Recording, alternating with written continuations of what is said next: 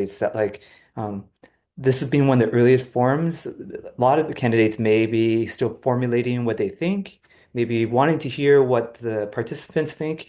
And I just want everyone to grant the candidates that flexibility to that, like that, not not try to hold candidates to gotchas or to think that what they say is permanent, more that like everyone's learning. So like let the candidates have that humanity of that they may not be exactly precise on what they say, or they may change their mind later, and just to give people that flexibility. So I want to thank the candidates for for the putting themselves out there. And I just think us as participants in return, we need to give that candidates that flexibility to, not be caught by their words. Oh, let's just see Lisa Henry. So we add Lisa Henry. Hi, Lisa. Let me, okay. And first thing we're going to do, according to this, is that we are going to first generate some questions from the participants. So, and what's going to happen is we'll just take a few moments to do that in the chat, is to generate some thoughts. Also, if people just have things that they don't have a question, but they're just something that they want very briefly for the candidates to see. We have this, lucky format here where you have six of the candidates here. And so we're going to take a moment for that, and then we'll jump right in after that for the can to learn to let the candidates speak for themselves and to get to some questions. So, candidate, if we can if you can see the chat, and if people have questions or if they have things they wish to share briefly with the candidates, this would be a moment to do that. And I'll collect those questions. If you have a question you want to send privately, you can. You can also just put the chat to everybody. Okay. We'll take a moment to see if there are any. And there were some questions that were submitted in advance too.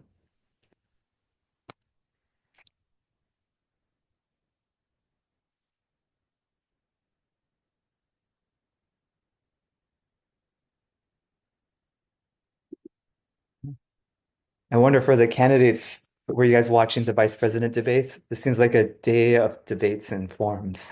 I was definitely thinking of this, all of you when I was watching that earlier.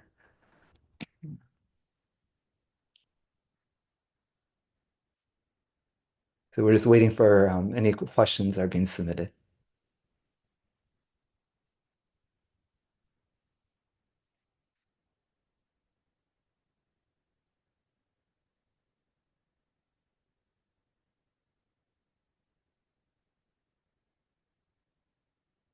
And do all if candidates, do you see the chat? I just want to make sure everyone's comfortable with the format. Like, are they able to see the questions coming in? Okay. And comments.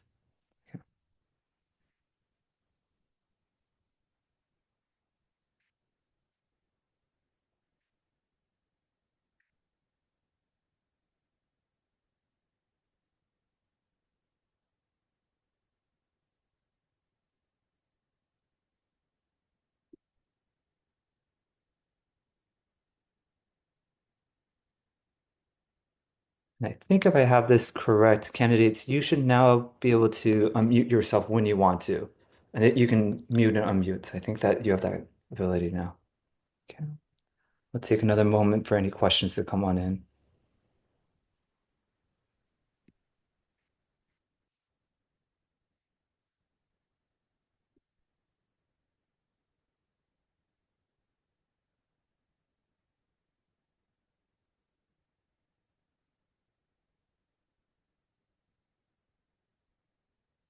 So am I correct in that this is the first forum? Is this the first? Okay. So I hope this would be like a good chance to just like practice and get comfortable with it. We do have I think the next one, let me get the dates up. The next one is the Cuesta, right? Cuesta Neighborhood Forum. And that is this Sunday at 7 p.m. And then next week will be the League of Women Voters with that. And the Cuesta will be on Zoom, I believe, and the League of Women Voters in person at Graham. They typically also post that afterwards. Okay, so And Chris, final that's call on for October any 15th. 15th. Yes, Yeah. thank you. Okay. I think most people are done giving questions. I think just excited to hear from the candidates. Um, I know there's a lot of different ways for the candidates to be able to share about their backgrounds and stuff. So there's things that I think that they can look up easily online. I'm going to try to skip over that. But as a general introduction question, I would be interested in candidates sharing a bit about their connection to Mount View Wisman or their direct experience in education or board or local government.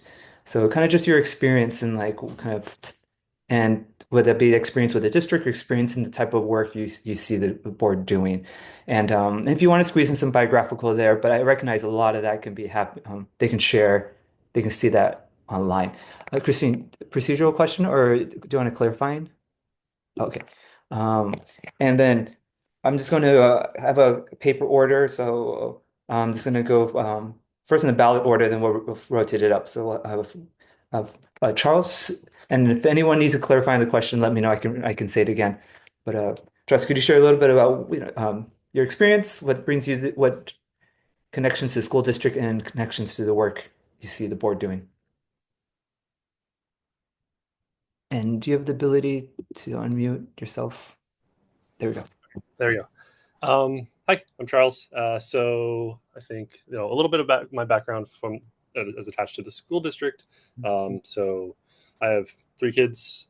Two of them right now are in the district. One is too young to enroll yet, but so I have a Vargas student and a Crittenden Middle student. And prior to Vargas, we were at Landals before the new school opened, and so at Landals, I was on the school site council.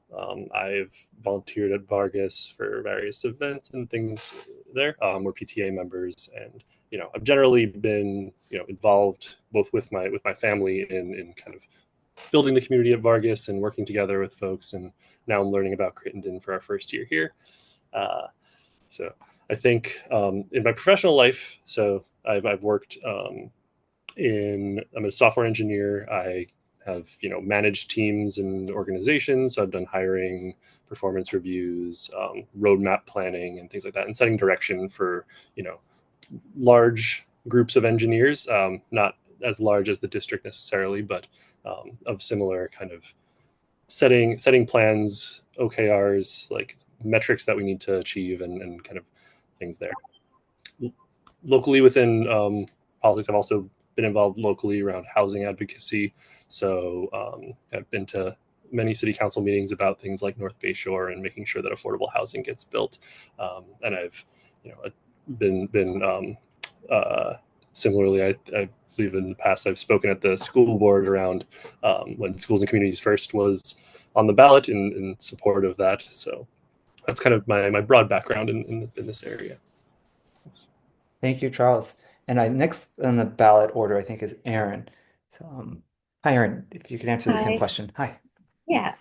So my daughter is a senior now at Los Altos High, but she went through BUB, and I started volunteering at BUB when she was in kindergarten. I did little things here and there all throughout her time there. I was on the PTA. I was PTA president at Graham for a year or so. I started subbing in the district a little while ago. I do mainly middle school, but I've done most of the schools and every grade, every subject. So that's my link with the thing. Oh, and I have a current third grader at Stevenson, so where I also do little things here and there. Thanks, Erin. And next on the ballot order would be Shawn. Hi, Shawn.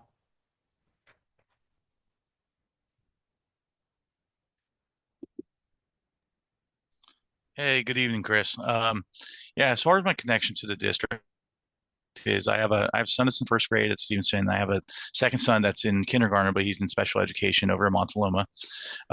So I kind of see both sides of the district as far as that's concerned. Relatively young parent as far as that goes, but in my past professional life, I was working in the county for 14 years, EMT, paramedic, reserve firefighter, those roles expanded into liaisoning between the county, working as part of the union, working collective bargaining. I worked everything in my union roles from shop steward to vice president of a union voted on by my peers, and was able to advocate for that. So what I'd like to say is basically in respect to the shoreline issue, I worked with Clare County Board of Supervisors and the medical board on enacting specific protocols or specific updates to what needed to be done to essentially modernize our protocols. As far as working with working in the field, I was either advocating for employees or I was advocating for those without a voice. So that's one of the things that drives me, is because I've always been in one of those capacities, either one way or another. I've been an advocate for those who essentially can't speak for themselves. Yeah, thank you, Chris. Thanks, John. And next on the ballot order is Lisa. Hi, Lisa.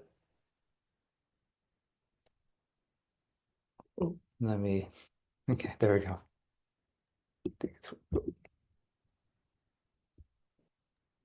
Perfect. You muted Thank me you. again. Hi, everybody. I'm Lisa Henry. And like everybody else here, I'm running for the Mountain View Westman School District Board of Trustees. I've been a parent in the district since 2014, so a little over 10 years now, at Bub and now at Graham. And during that time, I've been an active volunteer in the classroom, but also I was on the PTA board at Bub for 6 years, including a couple years as PTA president, and a couple other roles. And I'm currently on the Los Altos Mountain View PTA Council. So continued my PTA involvement, but more at the council level. The council governs all the PTAs in the MVWSD, the Los Altos School District, and the high school district. And then so in my professional background, so been involved with the schools in that way, as a parent, as a volunteer, both in the classroom and as a on-campus leader. I've been a part of some of the district task force, like the safety task force. I was on part of the focus groups for coming back from COVID. Part of one of the focus groups for air quality related things. And probably one of the issues that I first going to board meetings and getting involved, probably first some of the boundary changes, and then when Bullis Charter School wanted to come into Mountain View, I worked with a lot of other parents to help fight that. My professional background is as a corporate securities lawyer. I'm not practicing now or in California, but it certainly is part of my lens in the way that I approach problems and the way that I approach relating to others, with kind of hopefully with kind of an analytical approach, but a calm approach. And then probably a separate kind of volunteer background that is much smaller scale than a school board, but is in some ways is a similar role. I was board president for 3 years at our co-op preschool, Los Altos Parent Preschool, back more than 10 years ago. But in that role, you've got the board oversight role while also having, the staff members that you're managing. And so that is an additional experience that I bring to the table. But I think that's all I want to share for now. Thank you. Thanks, Lisa. And next on the ballot is Nancy. From my understanding and corresponding with Nancy, is that while she's on the ballot, she's decided not to. She doesn't seek to run. So I think that that's not something I think a lot of voters will be aware of on the ballot. That because she'll be on there, but she's kind of said pretty early on that this was something that she changed her mind about doing. Um, is that any different if any candidates have heard otherwise? But I think that's what I've heard. So I kind of wish voters would know that. The next after Nancy then would be Anna. So hi Anna. Hi, I'm Anna Reed, and I have currently a freshman at Los Altos High School and a seventh grader at Graham. And prior to that, they were both at Landals for the pandemic time. And then before that, before the boundary change, we were a Bub family. I am a full-time middle school teacher. I work in the Cupertino Union School District for Miller Middle School, and I've been there for 18 years. Prior to that, I taught high school out in the Sacramento area. I did Folsom High School, Folsom Middle School, and then I also I started my career in education, um, volunteering for AmeriCorps for Title I schools for early literacy programs, which is very relevant in our current endeavor as a district, really trying to target that early literacy. So it's nice to see stuff I was doing, close to 2 decades ago, still being relevant and how we're approaching things now. As far as leadership roles, other types of roles, I've been on, members in PTAs, different. I currently serve on my school's equivalent to the MVEF. So I'm on the board there. I've been on school site council. I served in the Mountain View Wisman School District's Environmental Sustainability Committee. I've been an active volunteer in all my kids' schools whenever I am off. Um, and our dates don't align. I'm on campus, so all their teachers know me because I'm on campus a lot. I think professional. Before I was in education, I was in industry. I have a degree in marketing, and so I come at things with yes, an educator lens, but also in that business sense of trying to find efficient processes and really trying to go about things with that mindset of running things like a business and what makes sense and what's efficient and what's financially responsible. Thanks, Anna. And next on the ballot order would be Christine. Hi, Christine. Hello. Thanks for having us here, Chris. This is wonderful to have this opportunity. My name is Christine K. Slow, and I've been part of the district, had kids in the district for 16 years. I have a son who's currently served by the post-secondary program at the high school district, and a daughter in 7th grade at Crittenden. And I have been an advocate for special education for about 16 years. So I really come from that lens. For the last 10 years, I've been the chair of the Special Education Community Advisory Committee for Palo Alto, Mountain View, and Los Altos.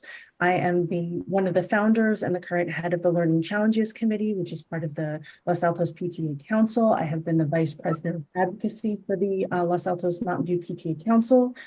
I have been a long-term volunteer at my daughter's elementary school in Mistral and now at Crittenden.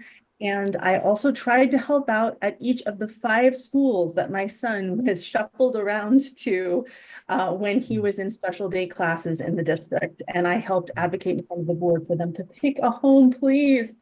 And the district has been doing much better on that. And so advocacy to the board really does make a difference. And so I've been on the side both for special education issues and for I was part of the movement to make sure that we had Vargas, because it was community activism that really, to the board that really made them realize we really did need a school in this part of town. And so I've advocated to the board many times, and I think I kind of know how things work, and I'm eager to see what it's like on the other side and to serve my community. My background is actually in pharmaceutical chemistry and bioengineering. But I had a child with significant and severe special needs. He's now 20. And so I have been very much devoted in that world, but my research skills and I love data. I love visualizing data, and I am willing to change my mind if presented with good data. And I think as a scientist, that's just a very important thing to have. I'm happy to admit when I'm wrong, when the data shows me that. I think that's a good quality. The other quality I really value in any politician that I would vote for is empathy. And I have seen so much. I have helped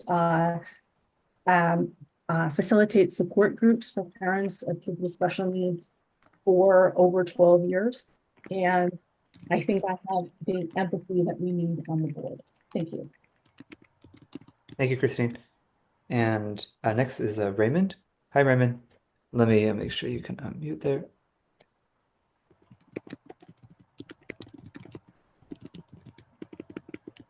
Now can you hear me? Oh, yes, we can hear you. Hi, Raymond. Good.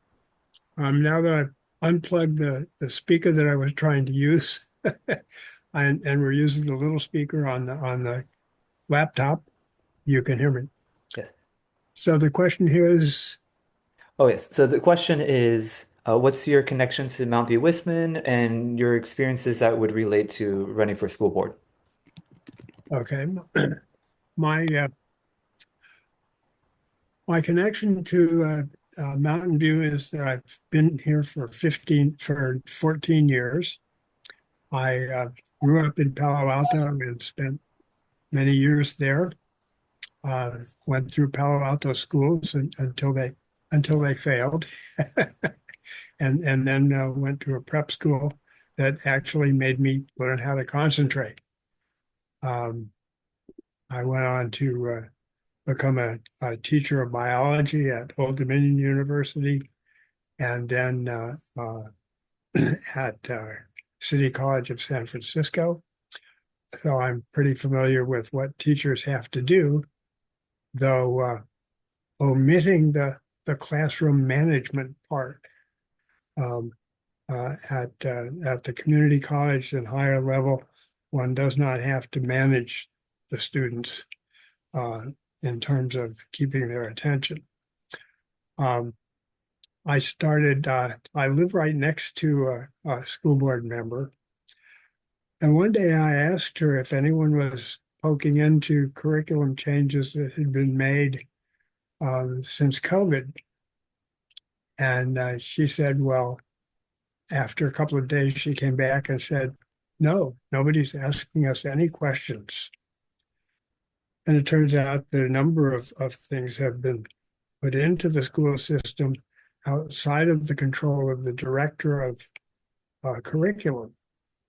That's put in by the director of equity, who really isn't a curriculum expert and does things that tend to distract from math, science, reading, and the things that we actually want our students to become skilled at.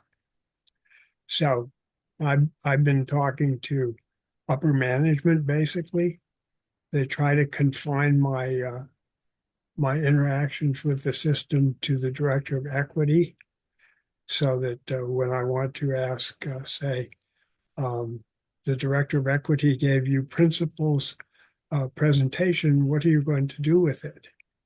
They don't want me to ask the principals. They want me to go back to the director of equity. And so, but I have developed some contact with Dr. Rudolph, the director of equity, and even the Title IX compliance officer. So I know some of the upper management people and what they say about some of their curricular changes. The ones that concern me most, well, let me back up. My connections do not extend to having children in the district. My children are 34 and 41. I have a grandson who's 3, and he may attend Montaloma or he may not. That will be up to his parents to decide. One of the issues that comes up is transparency. And in some districts, Raymond, forgive me for interrupting, but I think what you will want to speak about next, we'll get to that. But these are just introductions. But I did want to let the candidates know, because this is your first forum, you know, like amazingly, all of you were about average about a little over 2 minutes. So like, if you want to know how long you were speaking for in about the 2 minutes to 2 minutes and a half range. I wanted you to actually the seven candidates to be able to help me in setting how much time you want for the questions. So knowing that what you just spoke is about 2 minutes to 2 minutes and 30 seconds, um, and um, knowing that each of these forums are really the one chance that all of you will get to speak so freely, so openly, because if you get elected, the Brown Act really does limit you in these kind of group settings to be things that are agendized. So these are the three forums, and maybe there are more, are kind of a nice treat for you to be able to talk so freely. Um, I want to encourage participants and candidates that if you have topics or questions that you think we should talk about in this like 40 minutes we have together, to put it in the chat. So both candidates too, if there's topics that you want to talk about, please put that in the chat as well. And participants, please continue to put things in the chat. So my first question is formatting. Knowing that we have 7 people, the longer we have to talk, the fewer questions we get to. Um, could the candidates put in the chat, how much time would you like to answer for each of these questions? And including, I want to allow if people have like a second round, so it's more of a dialogue. How much time would you like that second round to be? So so if you can put in, knowing that this has been 2 minutes, what we said each about, what would you like these questions to be? Okay, so I see Christine says 1 minute. Shawn says 60 seconds and 90 seconds. I just want to let the candidates chime in a little bit more before we get to the first question, and then I'll keep that time.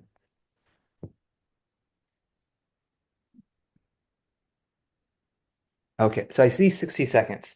So what we'll do in 60 seconds, and then for anyone who wants to do a follow-up round on the same question, do you want that to be 60 seconds as well, or do you want that to be shorter? And just get a Really, sense. So 60 seconds for any second round too. Okay, here we go. So please continue to submit questions, and we will keep trying to add as many as you can. Oh, I see Erin saying round two shorter, but it looks like most people said 60 seconds for the first round. The second round, that is, as well. Okay, one question that was submitted, and I kind of adjusted this. Some of this is actually something I was thinking about asking you as well, is that the school board doesn't run the district. So, I've been on the school board for 7 years, and I'm a teacher as well, and it took me sometimes I had to remind myself of that, especially my first time on the board. It hires and supervises just one employee, which is the superintendent. So, how does a school board member know that the superintendent is doing a good job? What do you look for? And how do you help the superintendent do a good job if they're your only employee as a group? Like they don't work for you individually, they work for a majority of the board. So I'll say the kind of just to say the question again. Um, how does a school board member know their superintendent is doing a good job? What do you look for? And how do you help them do a good job? And these questions, what I'm going to do is not everyone has to answer each question. Um, if you do raise your hand, I'm going to kind of just go down the ballot order. So, like for example, if Erin raised her hand, it would be Erin first, then Shawn, and then Lisa, etc. So, again, not assuming that everyone wants to answer this question. If you want to answer the question, if you can raise your hand. So I just want to give candidates a chance to opt out for any of these questions.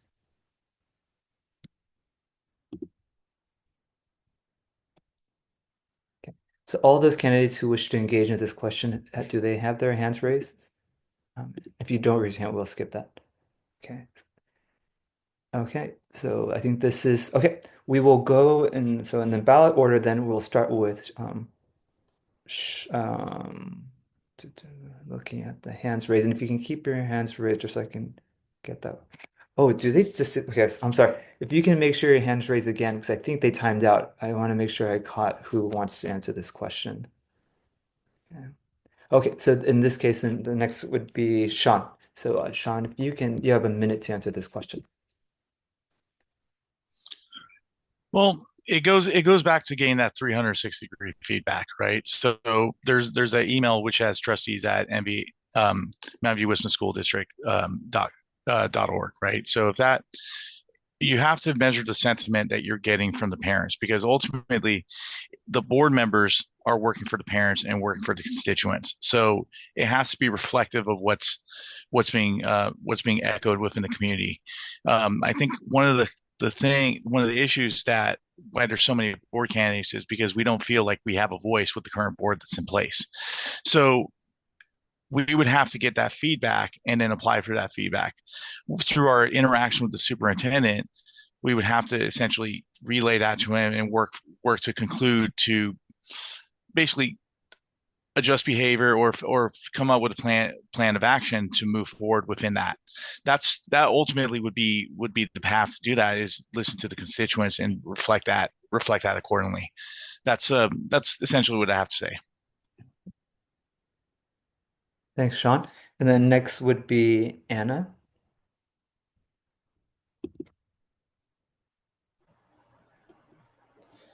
Hi. I feel the same. You're going to have access to reviews and other documentation, and taking that into consideration, but as well as listening to the community. This community has been very vocal, and not just about these recent topics, but if you go back to like Christine was talking about with the school opening, lots of those lots of those topics bring a lot of people to come to the board meetings. So getting a gauge, reading the room, talking to employees is also important, and getting the forms out there to get data feedback from all stakeholders in order to make decisions. Thank you, Anna. And Christine, I saw Charles, and after Raymond, I'll cite you, and so Christine will be next. Okay. Yes, so I think community input is extremely important on this. And so we clearly have a lot of community input on the current superintendent. And again, those personnel 360 reviews are also very important. But another thing is making sure that there are policies in place that can support the superintendent and give him guidance. So the board develops policies, puts up guardrails, makes the rules that allow the superintendent to structure how he's going to solve problems and how he's going to work with his staff. And so the board needs to be flexible in that to some extent, but it does need to provide guidance. And then the superintendent needs to be someone who we can trust, who is willing to admit when they're wrong or when they don't know, and is willing to put aside their ego to solve problems. So that's a minute. Thank you. And next would be Raymond.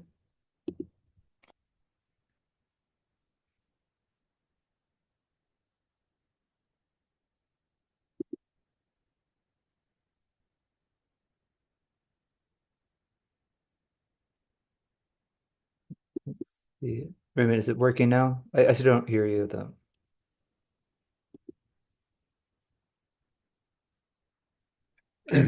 Oh, I can hear you now. Thank you, Raymond. One gets the sense, due to some of the public controversies that have arisen, that the superintendent is not always on top of it and getting enough input. When he does get enough input, he seems to make pretty good decisions. For instance, in the fencing at Montaloma, he managed to do that, and he backed away from the surprise schedule change in the middle schools. He does have a tendency to let managers manage and not take responsibility for what they do all the time. So that happens. More connection to the public. One thing that doesn't happen is that people don't visit classrooms before they decide where to send their kids to school. Not in this district. Thank you, Raymond. And then we're go to Charles.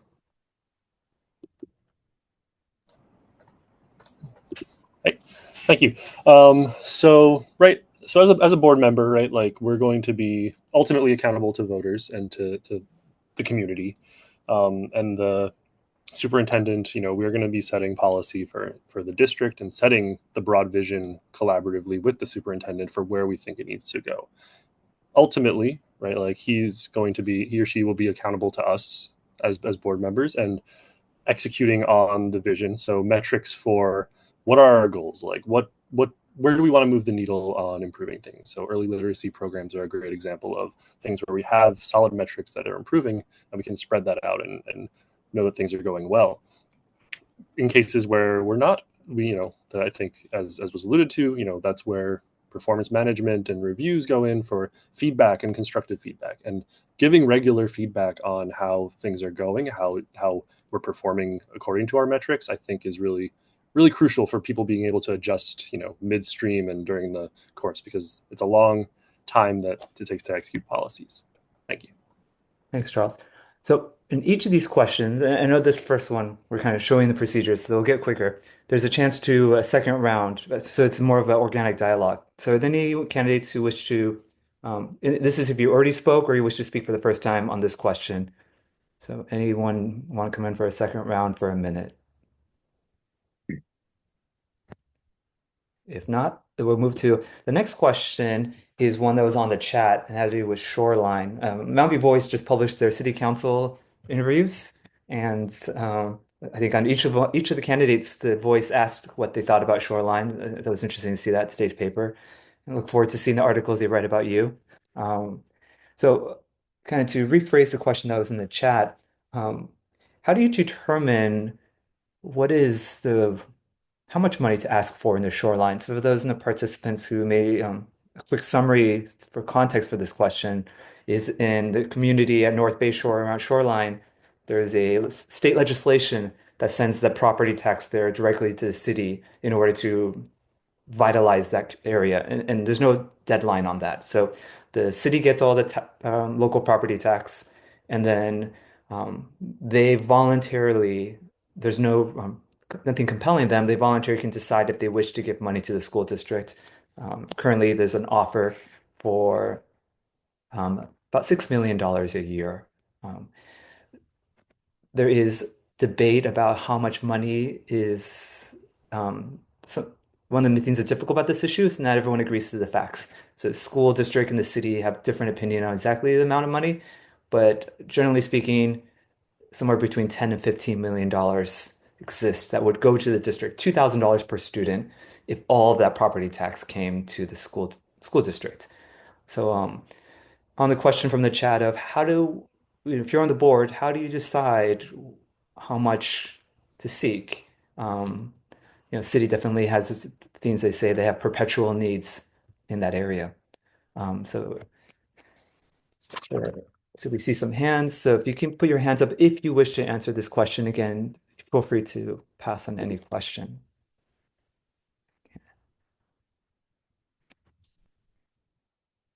So, and thanks for keeping your hands raised. So then we'll start with Charles for a minute. Oh, yeah, 1 second. Thanks, Charles. Yeah. So, I think as has been evident, it's a difficult negotiation. Ultimately, right, like I'm not a lawyer, but it's the city has a lot of leverage here. I think the main leverage that we have, as a community is that it's primarily serving the same people. And I think city council is generally reasonable. They care about students and they care about our schools, similar to us. So I think the primary kind of lever we have, right, is public opinion on making sure that like we are adequately funding our schools and getting our fair share here.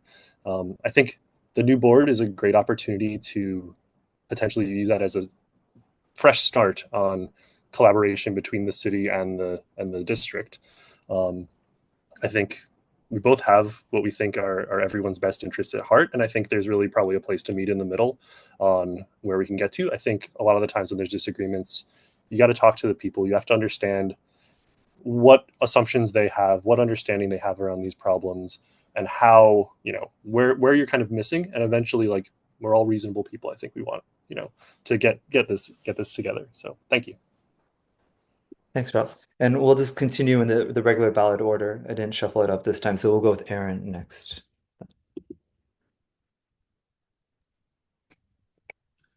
Oh yeah, Erin muted. Okay. Yeah, so I kind of get why the district wants to ask for more, but at this point, I agree with Charles, like the city has the upper hand here, and I think I don't know, I would want to see them move forward and take the deal that was offered to MVLA. Oh, okay. Yeah. Yeah, there's not much more than that. I'll just keep it short. Thanks, Thank Erin. you. Okay, and next would be Shawn.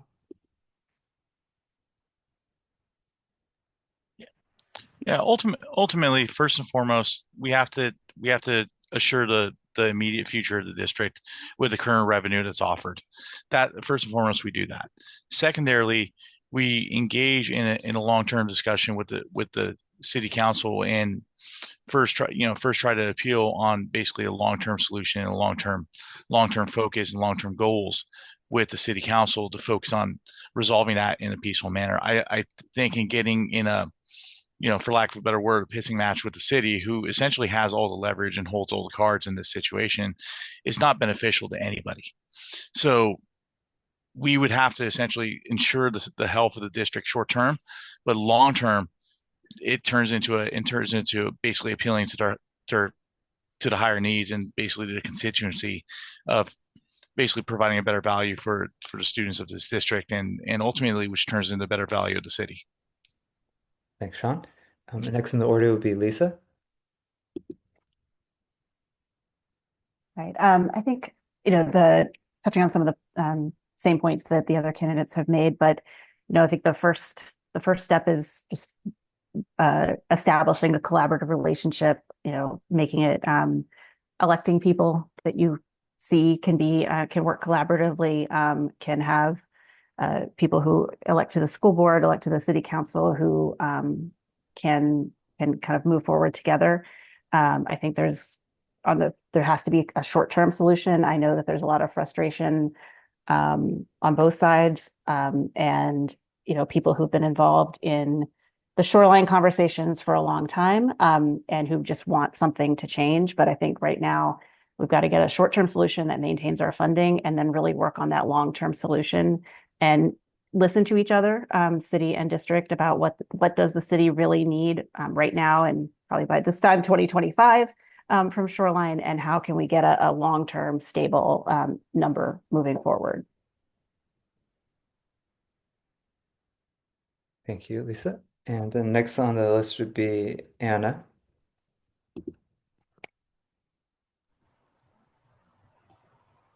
Hi, I agree with a lot of the other candidates. The city holds the leverage here. It is a special tax district. We could do something about it if the people wanted to dissolve that, but it's existed and there's no sign of the city wanting to move in that direction. And so because it's a city district, we're not owed anything. So the short-term solution of accepting these funds so that we have that available to us in the interim and start those negotiations again with the new board and maybe some new council members, and establish a collaborative relationship like Lisa was mentioning, and having thoughtful discussions. One of the city council candidates I was talking to talked about, what if we did, retreats where all of us were there so we could all get to know each other and have a better fluid relationship. And I think those are all great ideas after we receive financial kind of stability in the time being. Thanks, Anna. And Christine? Yes, one of the problems with this entire situation is that, yes, the city has all the power, and the school district has the problem that the county wants a guarantee that their income is going to be coming in for 3 years.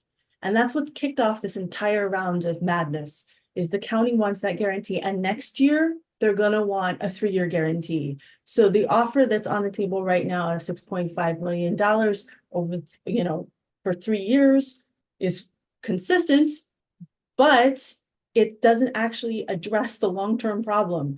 And so I think given the finances of the district, we will probably have to accept the deal on the table, but we immediately need to try and bring public pressure to a long-term agreement. We're due, I think, about 40% of $60-odd million in property taxes. that would end up being somewhere on the order of $15 million. Again, there is some debate over that number. Let's not have it be an amount. Over time, it's going to have to be a percentage. So we need to work this with a new school board, new city council members. A lot of the current problems are because there's scheduling snafus and nobody wants to actually set a time to meet. We can change that. New board members can. Thank you, Christine. And we will have a chance to do another round on this one if people wish to say something and more to kind of support dialogue. If there is another round on this particular question of shoreline, I would share with you one question that has been coming up with the city council and the school board is in trying to solve this with a new city council and a new school board. Is this something that it should be solved by the elected officials or something that is solved by staff? And that is one of the most immediate questions that'll be coming up to those of you who are elected.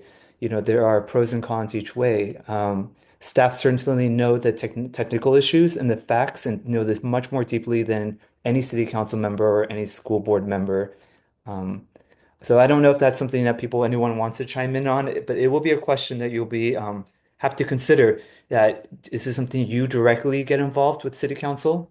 Is this a political issue or is this a technical issue? So I see some hands.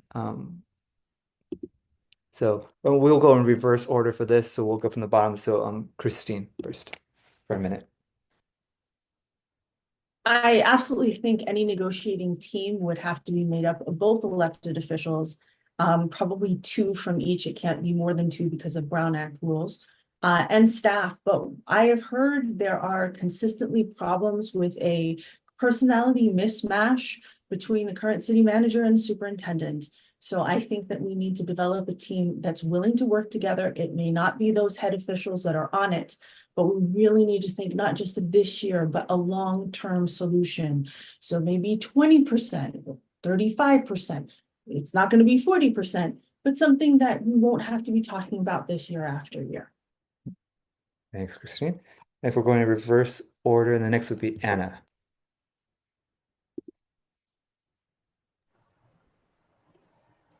I agree with Christine in having some kind of a committee. I feel that part of the benefit of having elected officials there is bringing the voice of the people, and it's important because it's funding, it's public funds.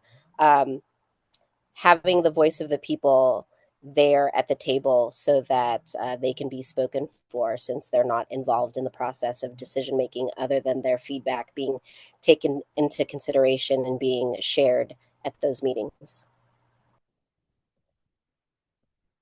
Thank you, Anna. And the next would be Shawn.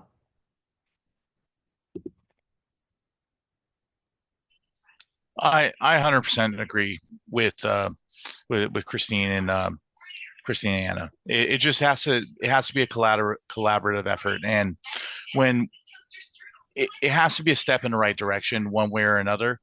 And I think a new board, I think new personalities, I think people looking to actually be solution oriented as opposed to just ramming their opinions into one each other is going to be more is going to be a better approach than the current approach is taking place. And a lot of us who have had encounters with the superintendent know that any encounter has is his opinion is basically in his mind, they essentially become law, right? So it's not the best way to approach things. It's not a collaborative fashion of negotiation at all.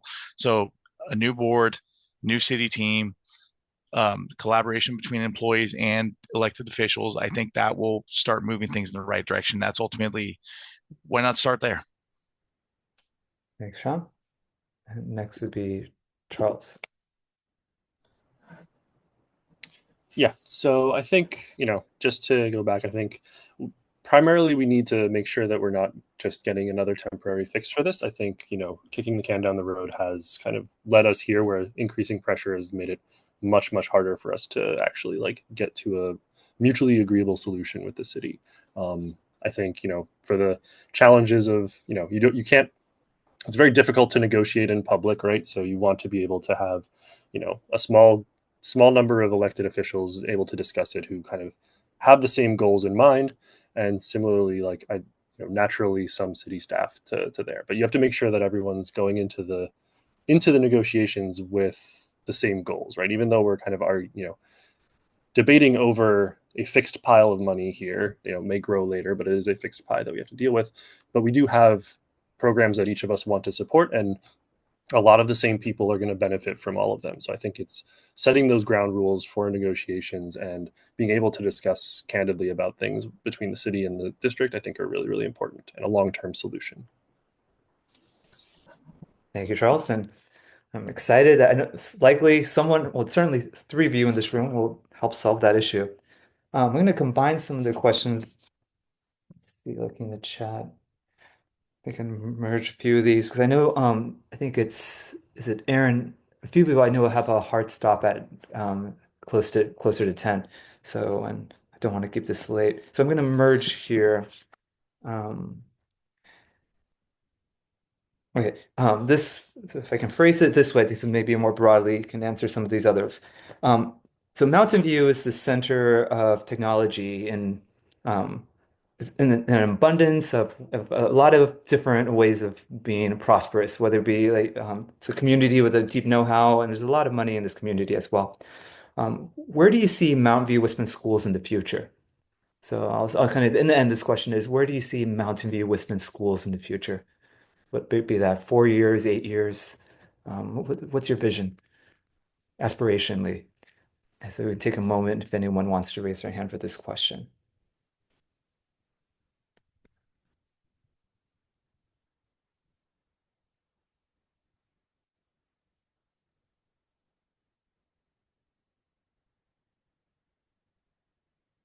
And then this one, we'll start in the middle. So we'll start with Lisa, and then it'll be Lisa, and then Anna. Okay. And let me unmute. Hi, Lisa. Hey, sorry, every time I click at the wrong time. I think, one of the things I think a lot about, I hear particularly from residents in certain parts of Mountain View about how they've seen their schools shrink. I'd love to have our school district be one that draws people in, that is not only bringing back maybe some of the people who've, been interested in other schools because, they think that that's going to be a better fit for their kid. But to be able to build up robust programs that really do serve every single kid in the district and meet their needs in a way that makes people who move into Mountain View really excited to send their kids to Mountain View schools, that make then people want to move from other places to move, to go to the Mountain View schools. I think that having, we have, for example, a new math curriculum adoption coming up, have something that's really going to be exciting and different and really does serve our varied needs in our district and see them over. Thanks, Lisa. And Anna, so where do you see our schools in the future? I agree with what Lisa said in a place that attracts people, a place that retains people. It was super sad when my daughter went to middle school and lost all her friends to private school. And kids should be able to attend their local school and have it be a quality education. And we shouldn't be graduating kids out of the 8th grade system or promoting them to high school that can't read. So we need to take a hard look at those reading statistics and see how can we address this. There's a lot of talk about advanced math placement and the 0.2 track. But I'm also really concerned about the amount of students that are leaving our district that cannot read, and that shouldn't be an issue.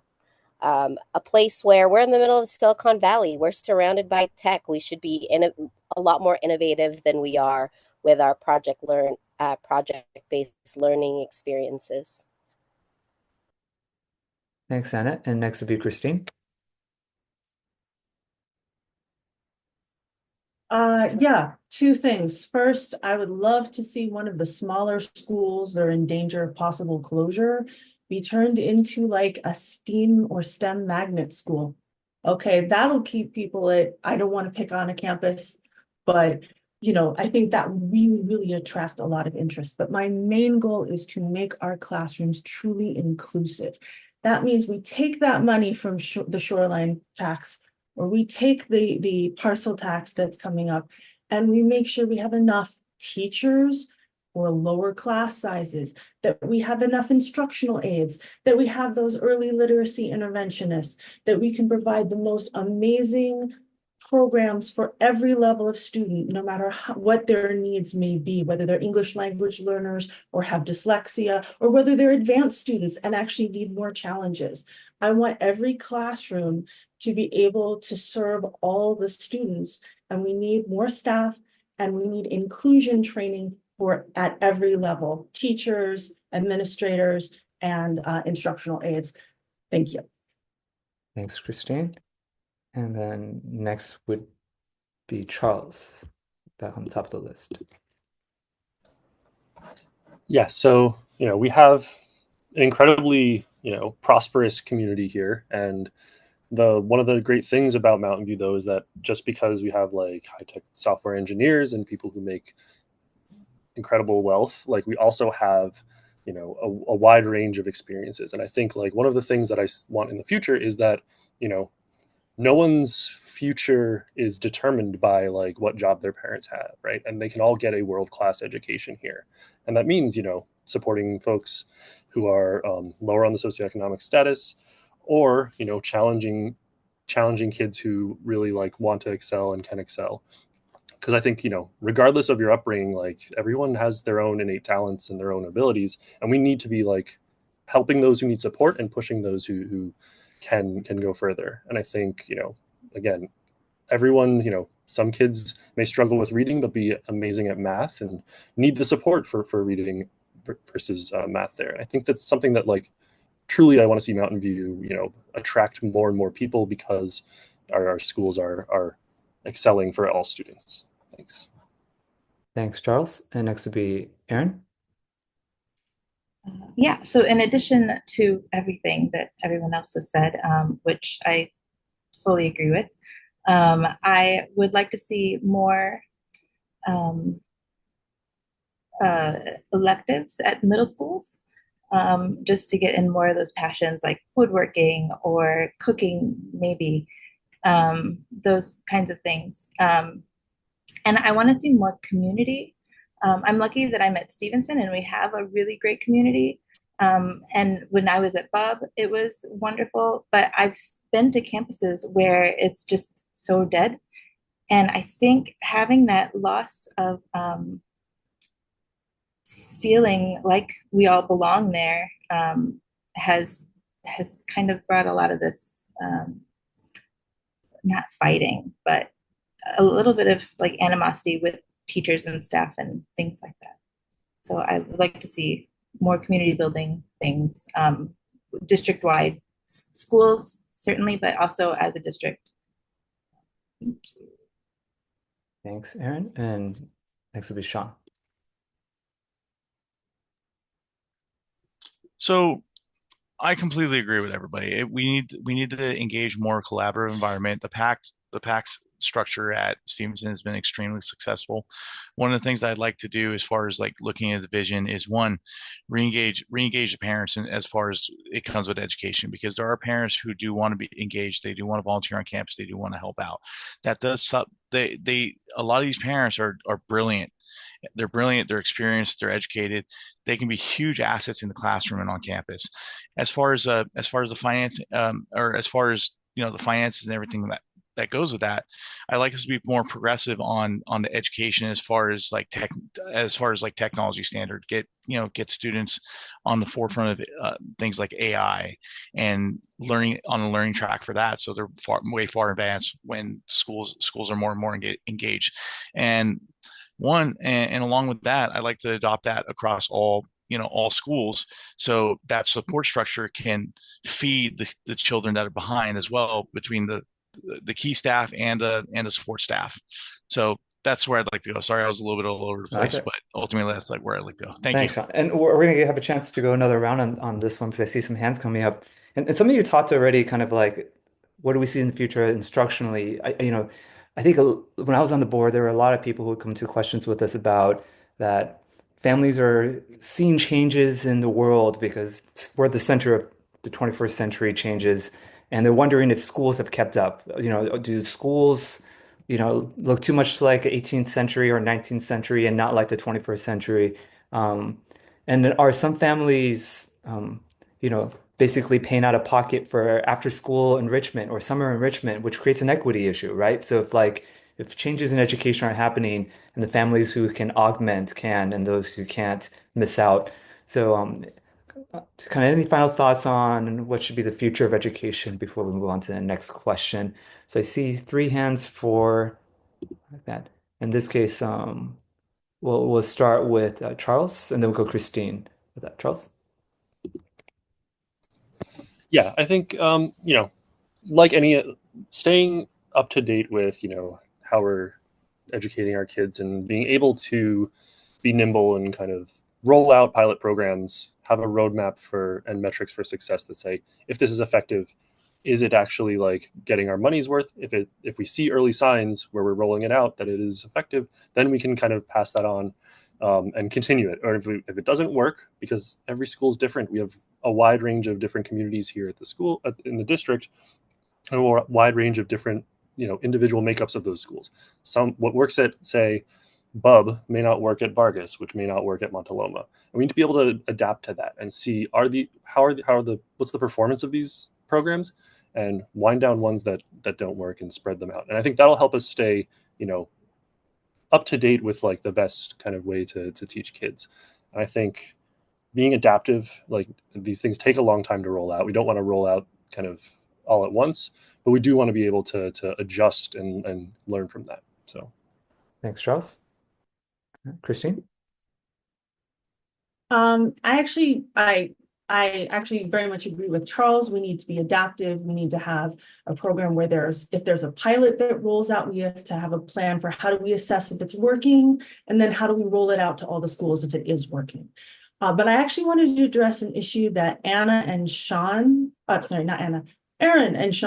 brought up, which is school community and volunteering. So right now, it is very difficult due to state law to get people to volunteer because they need to be fingerprinted. And then our district, unlike many around us, also requires mandated reporter training, which is another, every block you put in the way of parent volunteering is going to make it harder to develop the kind of strong communities that we've seen in the past. I mean, Mistral, my daughter went to Mistral, fabulous community, amazing, but it required all levels, all kinds of parents, every socioeconomic level, every language in order to make that community thrive. And I want to use some of our resources to make sure that we can pay for fingerprinting for everyone, and that we will remove the requirement for mandated reporter, which I feel is unnecessary. I am one, I'm a Girl Scout leader, but not everyone needs to be one. So I want to make sure that the district makes it possible for real equity in making sure that every parent who wants to volunteer can. Thank you, Christine. And then Erin? Yeah, I just wanted to piggyback on what Christine was saying, where it is so much more difficult now to be a volunteer.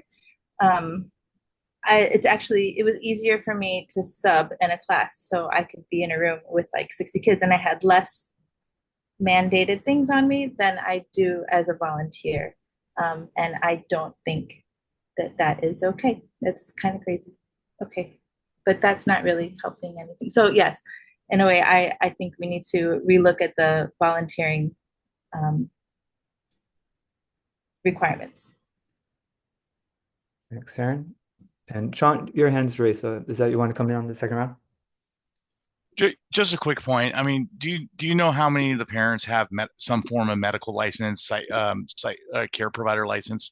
All of us have gone through some sort of extensive mandated reporter training. So at a bare minimum, it should at least be removed for those people. And so it could be less of a bottleneck for the people that do need to go through it if the state requires it, to simplify it so more resources can be put forward through them. But yeah, thank you.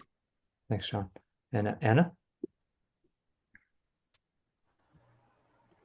I agree with removing the barriers. It is very hard to volunteer, and it's an equity issue. If we're requiring things, then we need to be ready to pay for them for everybody and provide those services at events like back to school night or whatever carnivals that the schools are having, the walkathons, so that it's there and it's convenient for people, and they're not coming out of pocket for it. And that's how we're going to start to build community, especially in this day where we have fences.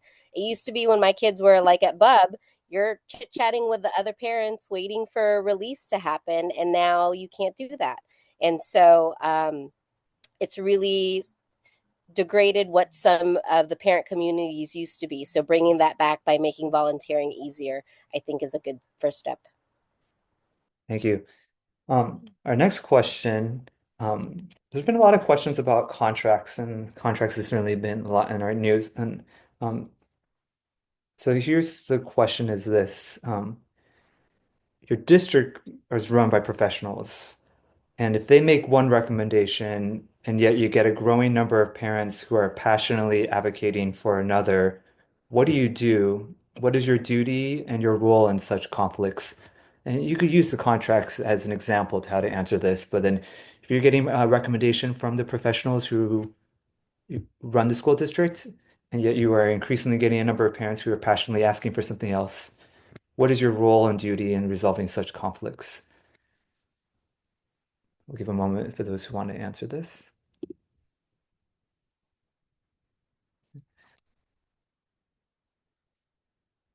And this way, we'll go from the bottom up, which means that there'll be Christine and then Lisa. So, Christine, for a minute. I've actually spoken at several of the board meetings this year about the need for processes and policies in place. And so I want to see contracts that are over a certain amount, probably pretty low, like $30,000, $40,000, to require multiple vendors be looked at. Maybe not a formal bid, but can we look at more than one provider for this service and compare them? If staff can actually elucidate why one is better than the other, absolutely, their voice is very important. Their knowledge is crucial, but it may slow things down, but I do think we need to make sure we have local providers and that there are options for each of these selections. I very much appreciate the immense knowledge of staff, but I think we've seen that some real problems occur when there are no bid contracts. Thank you. And then we'll jump into Lisa, and then we'll pop back to Anna. One second, let me unmute. Hi, I think I agree with Christine that process is important in having policies and procedures in place, and having multiple options is important. I also to touch on the question you raised of when there's a disagreement between maybe a growing public sentiment and what we're hearing from the district recommendation. I think our role as the board is to give voice to that public sentiment, especially when when people submit comments in advance, and so that the trustees are able to bring together the comments, put them into trustee questions, that can be answered in advance of the meeting, but also in the meeting, make sure that all of those points that the public is raising are pushed on, even if it ends up that the right decision might end up still being what the district staff recommendation was. But if we can have aired all of that in public, I think that we'll have a better resolution in the end. Thanks, Lisa. Then we'll go Shawn, Charles, and then we'll swing back to Anna. So as far as my career right now, I actually review RFPs, probably at least a minimum of 3 of these a week. And some of these are up to about 170 pages long.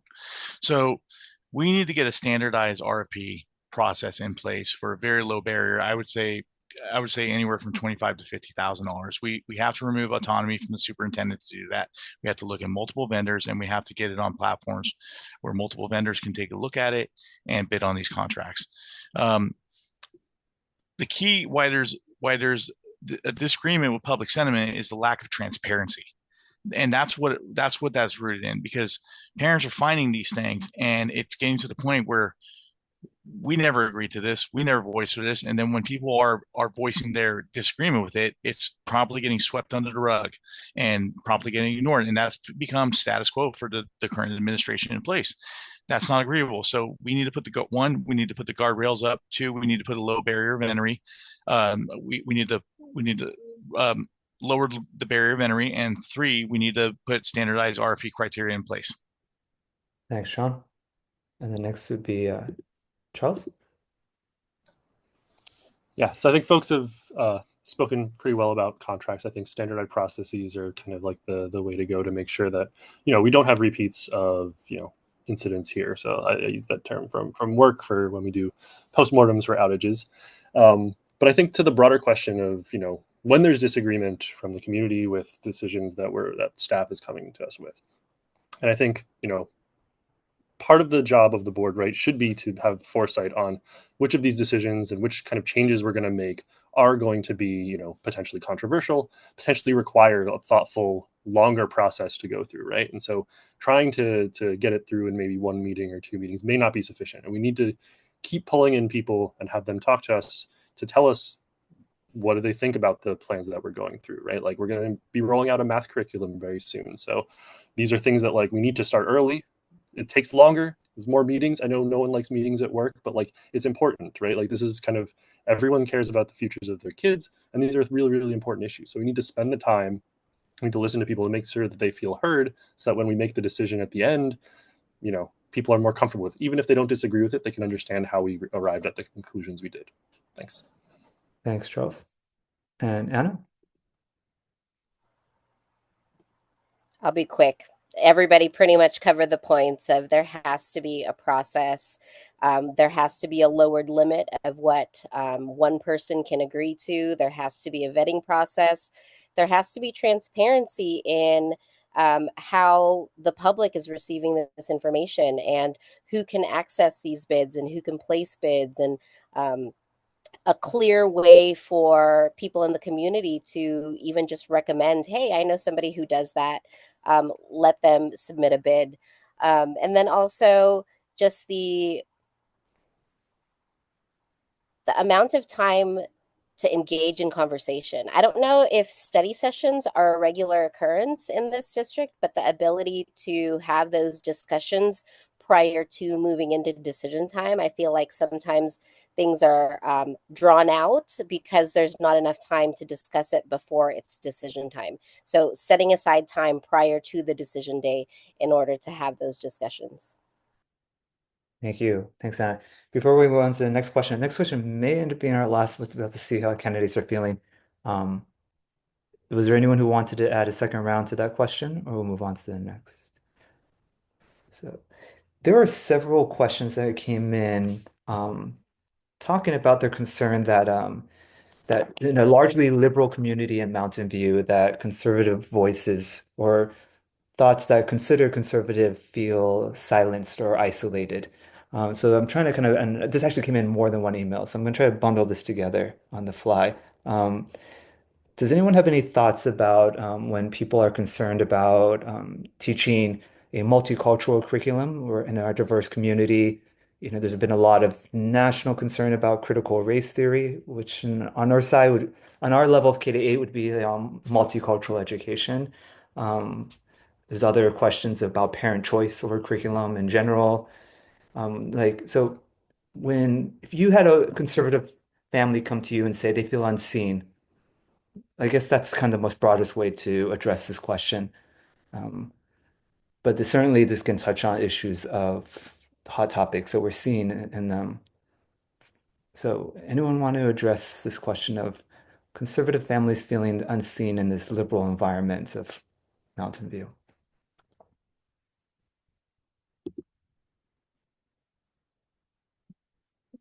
We see some hands. And this is when we're going to start off from the top again. So we'll go Charles and on down. So Charles? Yeah. So I think, I think the core values that I kind of will bring to being a board member and kind of deciding how we do are really every student in the school should feel at home and safe and included, right? And that means, they get to see reflections of themselves in their teachers, right? I think specifically this is going to be about, as we roll out, ethnic studies curricula, different policies around things, we still have to hear people. We are accountable to the community and we have to listen to folks. But at the end of the day, I want every child to feel like they can be safe at school, they can be at home, and they're part of this. I'll listen to parents, and I will try to learn from what concerns are and try to like explain my thought process on how I approach things. But I find talking to people I disagree with, depending on that is the best way for me to be educated and for me to, explain my perspective to people. And I'm not going to agree with anyone 100% of the time. I barely agree with myself 100% of the time from years ago. So I think it's important to be humble on that. And so Thanks. thank you. Thanks, Charles. And then next will be Shawn. I agree with Charles. I think every student should feel welcome in the school and they should have a place. I mean, I personally grew up where where I was personally a minority, where I was in a melting pot of a lot of minorities, and we got to learn each other's cultures. And I thought it was a great way to grow up because I'm still friends with a lot of those guys to this day. I think that same kind of culture, that cultural melding and sharing culture should absolutely be enriched and embraced in the community that we have because there's a lot to learn. When as far as people are as far as being considered conservative, I think the barrier for somebody being considered conservative, I think if you're 95% liberal, you're technically a conservative here. So I don't I think that lens is incorrect. I just think everybody should have a more of inclusive value, and they should be looked to basically one, make everybody feel included, but also engage the parents more as far as education. So when that engagement happens, parents also have a voice in what's being taught to their students in alignment with their values. Thanks, Shawn. And then next on the list would be Anna. Hello. Timely question. If you were watching the news last Thursday, you would have seen my district on it for the Moms of Liberty rally and parents that came and spoke at our most recent board meeting about some of the inclusive language that's being used in some of the classrooms. And I think what's important to start with is what EdCode is, and what the pedagogy is, and what the research says, and what the data is out there as far as the effect of a sense of belonging, and how that impacts things like suicide rates, and having students feel safe and included and seen and represented. So I think when you're dealing with the data and the facts, that helps to make it less personal and showing this is what research shows. This is why we make the decisions, because that's what's proved to increase success in students. Thanks, Anna. And next would be Christine. I think Anna said it superbly. And again, everyone, inclusion is so important. Everybody needs to feel that they're a welcome part of their community in school. I am happy to listen to parents who are concerned about things. I am happy for them to speak at board meetings and advocate for their beliefs. But in the classroom, I want every student to feel safe and feel that they're represented. And as the data shows, undeniably, that kids who feel that they're represented, they see their family represented, they see their culture represented, do better. They feel better about themselves, and they have more long-term success, and they have a less risk of suicide. And so I'm happy to listen to people's concerns, but I'm not going to change my feelings on the need for an inclusive education. Thank you, Christine. And Raymond?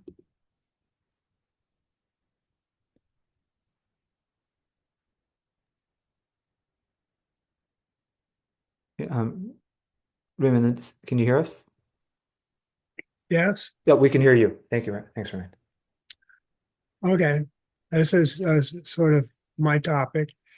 If you look at the monthly topics for the coming year, you will see many ethnic groups, well, a few ethnic groups represented. The examples within each group will all be tilted to one side.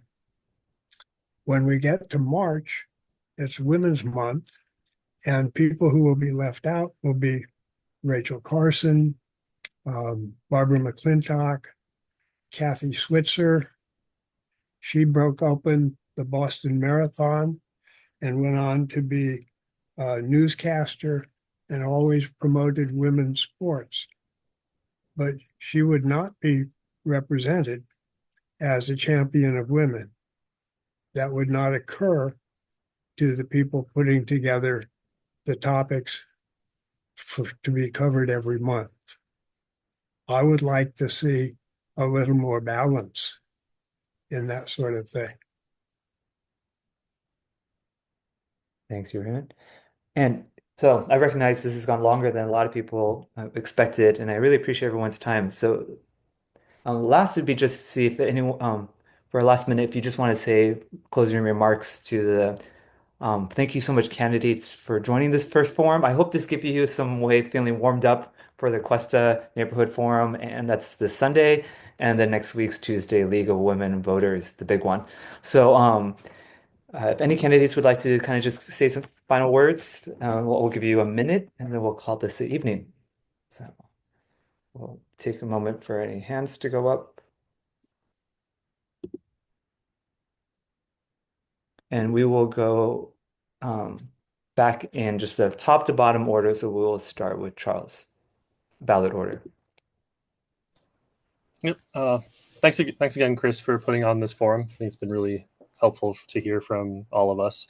I think, this has the potential to be a big change in our district. And I think one of the things that I think is most important when things are changing over are folks who can maintain kind of a level head, like coolly understand the issues and actually elaborate and think through out loud how they're approaching problems. I think that's really going to be critical for making sure that the district kind of weathers this change in a stable fashion so that we end up, not veering too far in any significant direction. And we can actually build a school district that is lifting up all the students, focusing on their education, and rebuilding that trust with the rest of the community. Because I think we need to be able to have the support of everyone here. We need to work with the city, with the community, with parents, with teachers.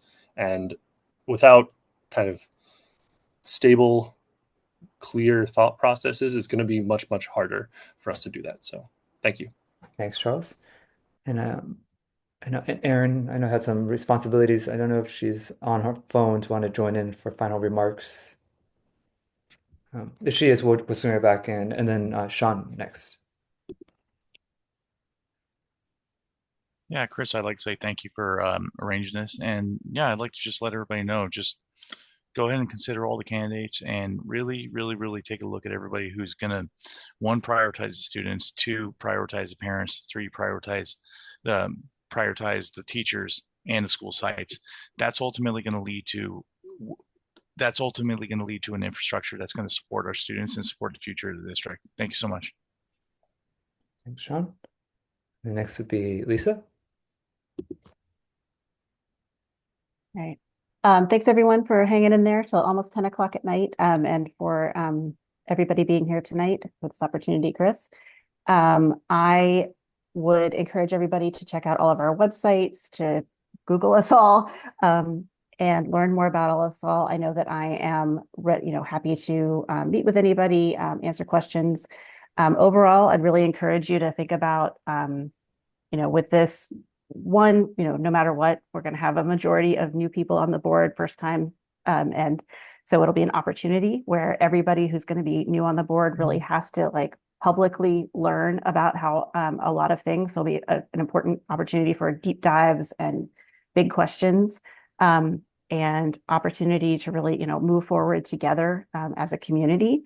I'd really encourage everybody, as you're voting, to think about who shares your values in a way that when that next problem comes up that you haven't even thought of yet, who is going to be able to represent you, who is going to be able to advocate and vote in a way on that board that's going to represent you, even on a problem that you haven't even thought about yet.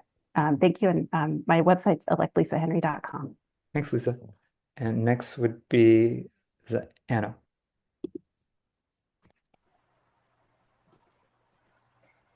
Thanks for providing the forum, Chris. Not as scary as I had anticipated. I talk to kids all day, so talking to adults and strangers is a completely different forum.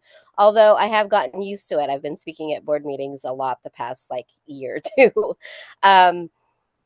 I agree with what others have said in that really what you're looking for is somebody who you feel is going to match best with your voice and who's going to represent you for the things that Lisa talked about, things that we haven't come across yet and haven't anticipated, who's going to align with your values and voting for them. And again, this is such a short little thing here, checking out our websites, but reaching out. A lot of us are willing to have conversations, meet, have a cup of coffee. I try to make myself available, hey, I'm going to be here, come meet me. And there are community members that have come out and just chit-chatted and get to know your candidates and see who you jive with and take your vote there. Thanks, Anna. Next would be Christine. Yes, thank you so much, Chris. First of all, I just want to say that I think we have a lot of angry parents right now, but they're really engaged parents. I want to make sure we keep that and we get that energy into really solving problems in our district. I want to see more committees. I want to see more ways for parents to give input in constructive ways. I plan on, if I am lucky enough to get your vote, I hope to hold office hours so that parents and teachers, and heck, if I hear from students about the food in the cafeteria, I want to keep those things open, and we can hold office hours as long as there's not more than 2 of us, Brown Act rules. I think as a board member, you have to be a translator. You have to remember what it's like when you don't understand how anything works. And you have to remember that administrators and teachers are so deep in the acronyms and what everything means that they don't remember what it's like when you don't know what those things mean. And so the board needs to translate the public's voice to the administration and the teachers, and translate the administration and the teachers to the public. And so I've been doing that in special ed for a very long time, and I hope I get to do this on school board. Thank you. Thank you, Christina. Thank you all. It's being on the board is definitely often a thankless job. So I want to thank you now for what you might be doing. If you have any upcoming events real quick before we close this,